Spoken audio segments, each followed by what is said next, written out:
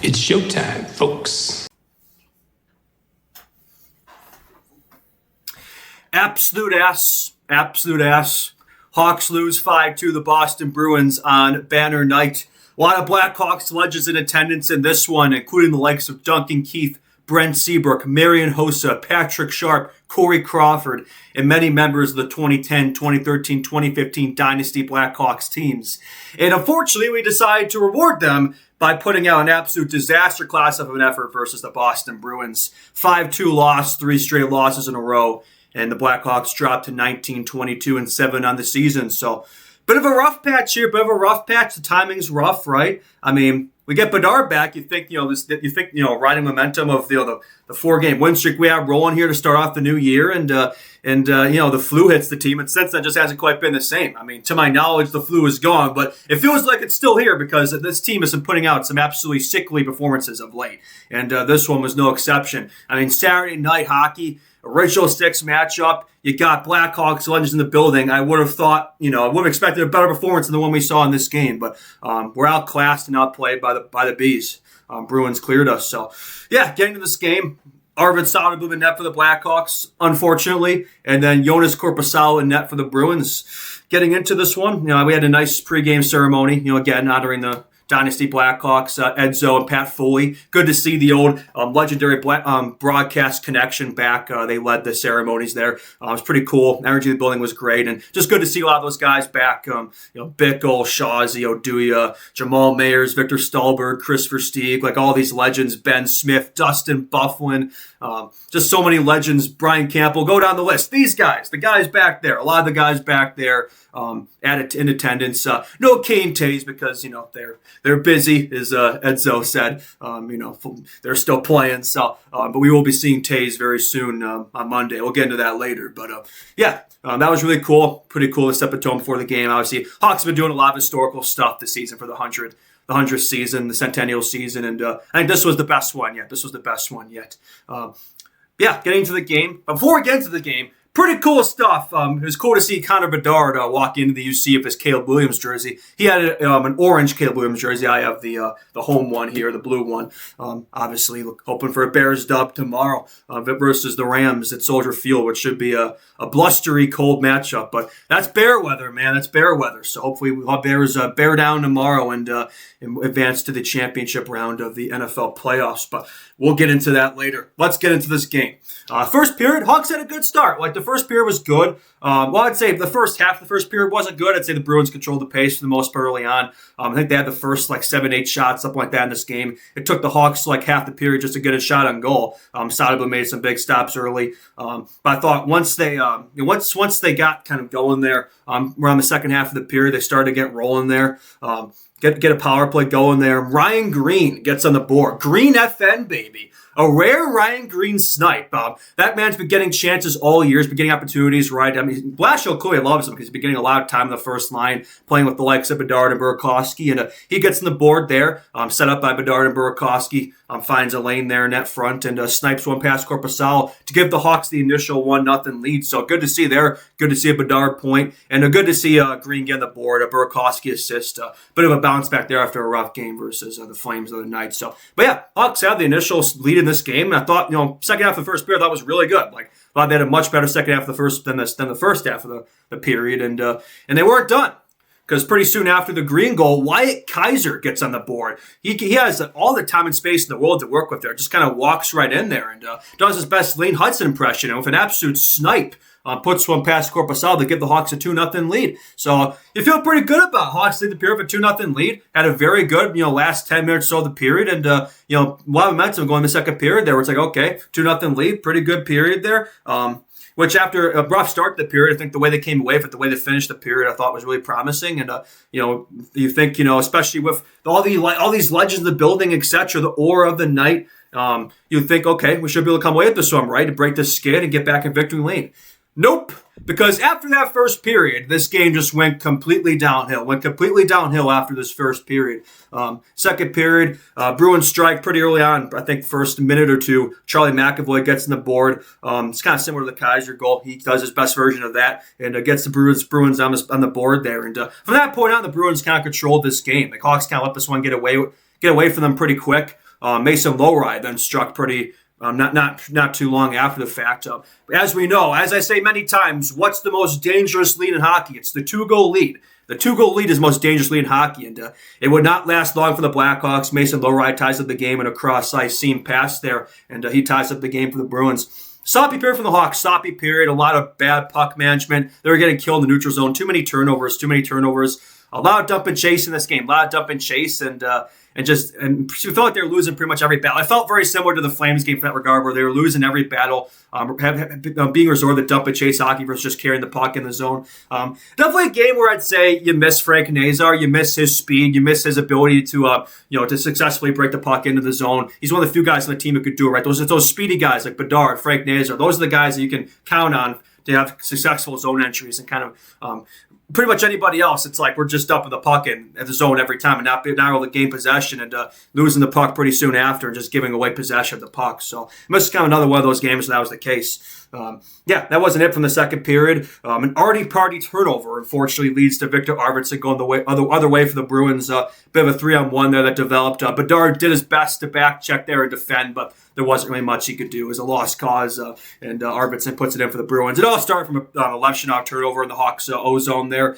He was trying to put the puck back to Bedard, but he just didn't find him there, and gave it to nobody, gave it to the ghost in the blue line there, and set the Bruins off the other way, and they took advantage. So, suddenly, the Hawks entered the second period with a 2-0 lead, and they leave, going into the third period, down 3-2. So, just a disastrous period. The second period has tended to be the weak point for this Blackhawks team this year, and this game was no exception. I will say a note from this game. I know they had Green had the goal, Burakovsky had an assist, but otherwise, I gotta say, not really loving Green and Burakovsky with Bedard.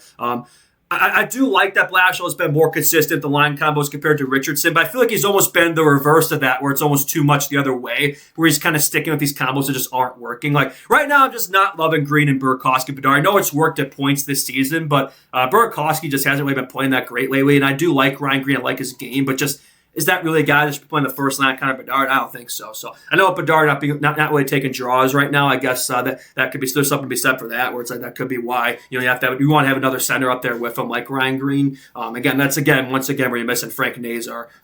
Because I think if he was healthy right now, I think having him take the draws and then Bedard on the wing will look pretty nice, but he's not. But should be coming back soon. Frank Nazar should be returning soon. Definitely looking forward to his return, because I think the team's really missing him right now. And when he does come back, it'll be interesting to see what they do there, if he's the 2C or if they throw him up there as the 1C, let him take the draws, and then Bedard on the wing there. We'll see what they decide to do there. But yeah, I'm just not really loving Green, not really loving the first line combos with Bedard right now. I'm not sure why. Like, what about Tyler Bertuzzi? Like, Bedard's had such good chemistry with Bertuzzi all year. I'm not sure why they're not playing together. Like, Tyler Bertuzzi is our leading goal scorer, right? And we have him playing with Jason Dickinson and Ilya Mikheyev.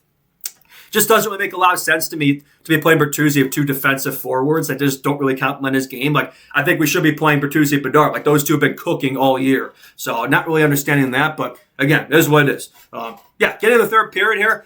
Bruins get a power play pretty early on, and they strike on the power play. Mason Lowry, once again, for his second goal of the game. A little shot from the point. There's a bit of a floater, right? Decent shot, but probably one that Soda should have had, right? Kind of missed glove side there. Maybe if it's just another inch up, he should have that one. So, I don't know if there's a bit of a screen net front, if he just lost vision or what. But, it just seemed like he just kind of lost the tracking there of the puck, and that made it 4-2 for the Bruins, and they wouldn't be done. Pretty soon after that, David Pastrnak, which is absolutely disgusting setup there. He made something out of nothing on this play. Dangles by 3 different players and sets up Kusadinov to make it 5-2 for the Bruins. I'm not sure how a goal even developed there. Like, there's 3 Blackhawks players who just couldn't properly back check there, and kind of just lost coverage, poor defensive play there, and led to a 5-2 lead for the Bruins, 3-goal lead. So suddenly that kind of felt like, that was the dagger in this game, that 3-0. Once you get that 3-goal deficit, that late in the period, it kind of felt like, there's not really much Hawks could do here. Still half the period left, but it kind of felt like that was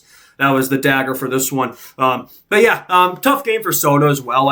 This isn't all on him, right? A lot of these goals were on him. I think a lot of it was poor defending overall, but there were some softies as well, where it's like, man, I look back to last Saturday, who had a big game, Drew Commesso, had that 37-save shutout, and yet immediately after his first win in shutout, we sent him down the Rockford. I don't know, man. The way Soda's played, especially just this year, just his numbers have just been brutal. I think he has, 3.8 goals against, 870 save percentage.